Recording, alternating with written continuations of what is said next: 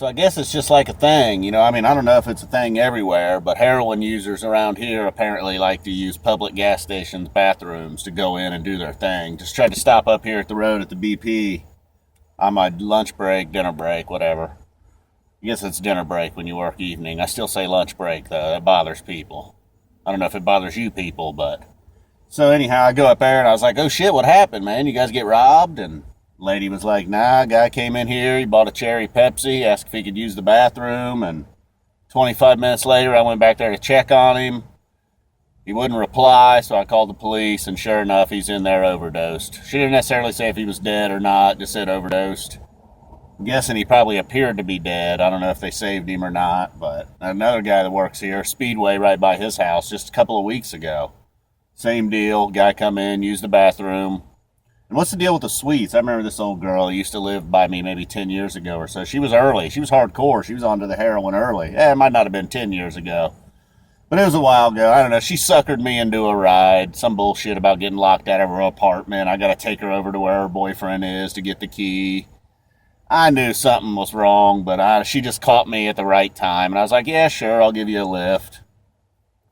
It just seemed pretty obvious we're not going to her boyfriend's work. We're going to a house over on a shady part of town. We can't pull up in front of the house. We actually got to park on the street over, and then she cuts through some backyards. Anyhow, long story short, then she also had to stop and get a pop and go use the bathroom at this place. I don't know. I guess that's just their thing. I mean, at least she had the decency not to do it right in front of me. The kicker with that chick, well, I mean, I had a really moral, I mean, look, it wasn't my life, but I had some real issues that day, because once I realized what was going on, part of the reason she got me to give her a ride was she was pregnant. I don't know, she looked 3 or 4 months. I don't know how far along she was, but visibly pregnant. And one of the first things she says when she got in my car and we took off was like, do you mind if I smoke? I felt like saying, well, I don't really mind if you smoke because of my car. Like, I don't care about the smell or whatever, but I kind of mind because you're fucking pregnant, but, you know, I didn't say anything. I was just like, whatever. Smoke away. Wasn't real thrilled. I was like, oh, Jesus, what have I gotten myself into? Then she's doing fucking heroin. I'm just like, oh, my God. But that pretty much got that girl out of my life forever. I think she realized that day, like, oh, man, I'm just a fucking horrible person, and that guy knows it, and she never even looked at me ever again after that. So, I don't know. I mean, is that the thing in your area? People like to go into public restrooms and do heroin? I mean, I imagine they get it and they just want to do it as soon as possible, but they just don't want to maybe do it right in front of people. I don't know how that works. So, chilling here on break. Just wanted to kill some time. Oh, I'm locked out of the building. No, just kidding. It was a horrible joke. What was so fucking funny about that? I've been sitting here staring at this groundhog, though.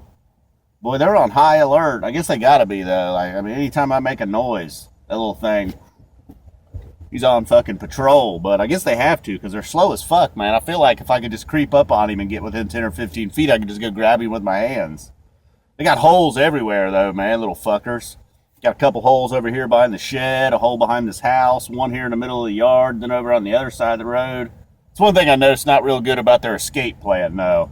One little dude over here, dude, he just heard a car drive by and he just ran across the road. Like, and then one time I had my car running, I stepped on the gas to see how he'd react. Ran right across the road. I'm like, dude, you're not even looking. You're just hearing engines and you're running. It's not the way to go, man. Tell your mom or grandma or whoever got ran over last year, or dad. There's a family of groundhogs, man. They've been running this shit for years now. This is their stomping grounds. Nobody here fucks with them. Occasionally there's a coyote sighting, though. Uh-oh, he's back. The co-worker doesn't look happy. He got an emergency phone call, water leak at his house. He had to leave a few minutes early. Now he's back. He's like, yeah, he doesn't looks like a guy that just got done taking his break, but he didn't actually get a break. He had to work. He didn't get to eat. Ah, it's locked, dude. I ain't got around to open it up yet. Here if you want the key. Big hurry. Never mind, we'll wrap this up. Boom, out of here.